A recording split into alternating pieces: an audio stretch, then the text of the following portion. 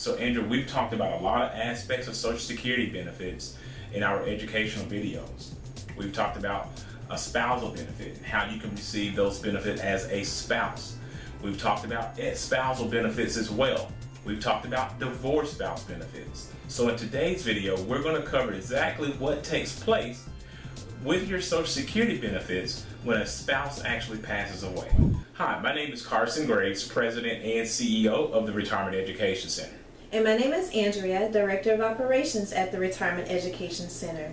And our goal for making these educational videos is to help to make the difficult and stressful process of retirement income planning simple.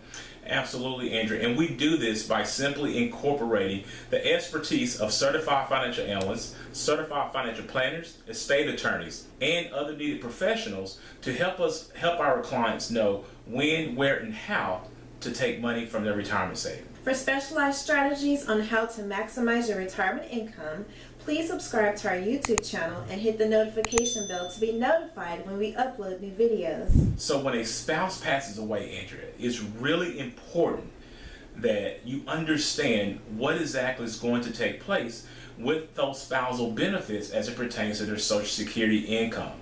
Because the entire household income will be impacted when you lose a spouse, unfortunately. And we talk so much about this because we understand that Social Security will make up anywhere from 40 to 50% of most retirees' household income. So imagine what that's going to be like when one of the spouses passes away, because you do not get a chance to keep both of your benefits. Unfortunately, you're going to lose half of your household income from Social Security right away when that spouse passes away. So we're going to talk about that and how that may impact your overall retirement situation in today's video. But before we get into that, there are 2 rules to retirement income that we always give you. And what are those 2 rules, Andrea? Well, rule number 1 is to never run out of money. And rule number 2 is to never forget rule number 1. So let's go ahead and dive into our lesson today and talk about how your survivor's benefits should be constructed and understood in order for you to receive the maximum amount of Social Security benefits upon the passing of your spouse. So let's go ahead and talk about how you can qualify for your Social Security survivor's benefits. So this is going to be about benefits for the widows and widowers.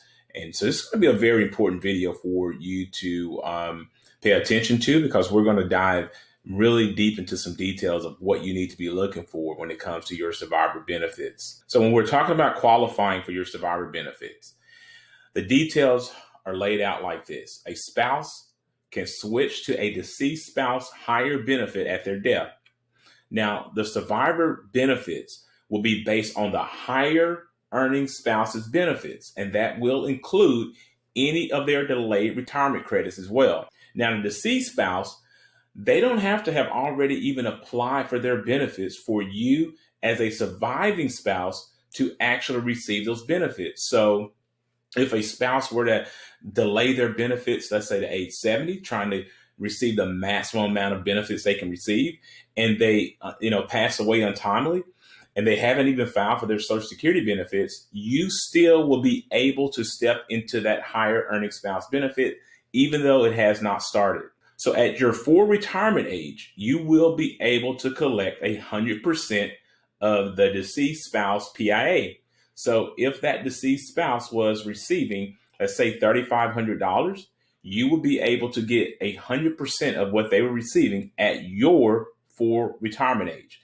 If you take it before then, you could receive a reduced amount. The earliest that you can receive a benefit as a surviving spouse will be at the age of 60. And at that time, you will have a reduced benefit of 71.5% on those benefits. So you really have to think about that. Now, if you are disabled, you can start receiving those survivor benefits at the age of 50. And as you can see here, those benefits are going to be exactly the same reduction as it would be that if you were not disabled. You would have a 71.5% reduction on those benefits at the age of 50. So let's talk about the qualifications for receiving a survivor benefit. Your marriage would have had to last at least 9 months. So it had to be at least 9 months for you to be married in order to qualify for a survivor's benefit. Now, there are two exceptions to this rule. If your spouse had died in the line of duty, you still will be able to receive those benefits if it was less than 9 months. Also, if that spouse was considered to be healthy and expected to live longer than 9 months, so it was an accidental death, then you still would be able to qualify for those survivor benefits. You can receive survivor benefits at any age if you're actually in care of a child of that spouse that's under the age of 16 or a disabled adult child as well. So a lot of times we get questions about the ex-spouse, and this is really, really important because if you are a deceased ex-spouse, if you were married at least 10 years and you are still single, you will qualify for survivor benefits as well off of that deceased worker. So that is really important for you to understand that if you are single and you were married for 10 years, you also are qualified to receive benefits off of that deceased spouse, deceased ex-spouse record. Deemed filing does not apply when it comes to survivor benefits. It's important to understand that as well because we've talked about this in other videos, which I encourage you to go and watch all of our videos on Social Security because you'll get a lot of information about what you can and cannot do and what to expect. But deemed filing does not apply when it comes to survivor benefits. So what is deemed filing? Deemed filing means that whenever you file for any benefits on either a spouse's record, you have to file benefits on all benefits available to you at that time. So if you qualify for your own benefits and a spousal benefits, deemed filing says you have to get those benefits right away. But when it comes to survivor benefits, deemed filing doesn't apply, meaning that you can actually take your own benefits and allow your survivor benefits to actually delay and get those delayed retirement credits, or vice versa. You can start taking your survivor benefits and actually allow your own benefits to delay, depending on which is better for you, which is why we always encourage our clients to speak to us about their Social Security benefits so we can help them maximize those options. Another thing that you're going to have to be aware of is that the annual earnings test will still apply to survivor benefits. And as we've noted in other videos, the maximum amount that you can earn in 2021 is $18,960 per year before Social Security will take $1 for every $2 that you earn over that amount. So if you're still working and you are thinking, should I go ahead and take my survivor benefits, and you're making a lot more than this amount of dollars, it may not be prudent for you to start those survivor benefits because they're going to withhold pretty much all of your benefits anyway. And so a lot of times it would not be a good move for you to start those benefits if you're making more than $18,960 because they're going to withhold some or even all of those benefits depending on how much you're earning. So there is one important factor that I do want to point out about your survivor benefits that you really must make note of here. If you remarry before the age of 60, you will not qualify for that spouse's survivor benefits. Now, after you've actually hit the age of 60, it will not affect those benefits whatsoever. But if you cannot wait to remarry before the age of 60, you will not qualify for that survivor's benefit. So I want to do a really quick recap here when it comes to receiving survivor benefits. If you're a current spouse, you only have to be married 9 months. Now, understand for spousal benefits, it is different. You have to be married for 12 months. So you have to be married for a year, but it's different for a survivor spouse. So these things can be confusing, which is why it is important for you to consult with a financial advisor who can help you with this. But as a current spouse, you only have to be married 9 months to receive survivor benefits. And you, of course, must be single up to the age of 60. And if, of course, you're disabled, that age is 50. If you are an ex-spouse, you must have been married for 10 years and you are still single. If you remarry, you're more than likely to lose those spousal benefits.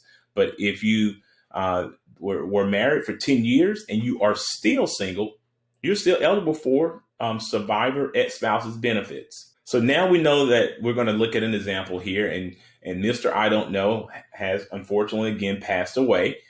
So we're going to talk about what happens with Mrs. I Don't Know's benefits. So Mr. I Don't Know Social Security benefit amount was $3,500.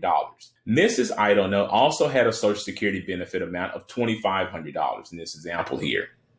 Now, Mrs. I Don't Know Social Security benefit amount of $2,500 when Mr. I Don't Know passes away is going to go away. Important note here. That means that she cannot collect both of these benefits.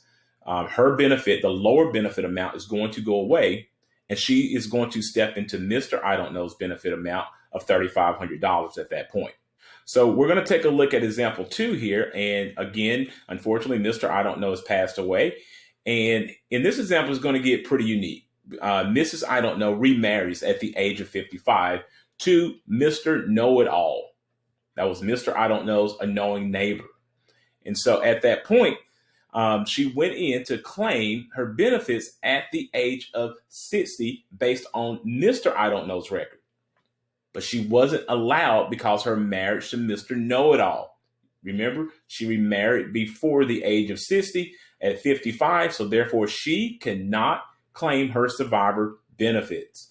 So upon knowing this information, Mrs. I Don't Know promptly divorced Mr. Know-It-All, and she claims her survivor benefits. Again, another important factor, she divorced Mr. Know-It-All, and therefore she became eligible again to receive survivor benefits.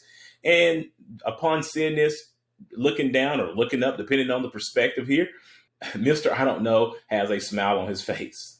And so I really hope that that information shedded some light on how you should be thinking about your Social Security benefits upon the passing of a spouse. If you have any questions or comments about the information that we've shared with you today, please do not hesitate to leave them in the comment section below. To learn more about our services and how we can help you to increase your chances of not outliving your retirement savings, make sure to click on the link in the description below and sign up for our free Maximizing Your Retirement Income Masterclass. After this video, please check out our other videos that we've created that will give you tips on how to maximize your retirement income. Also, if you like this video, please give it a thumbs up, subscribe to our YouTube channel, and share it with a friend. Thanks for watching, and remember, if you have questions, we have answers.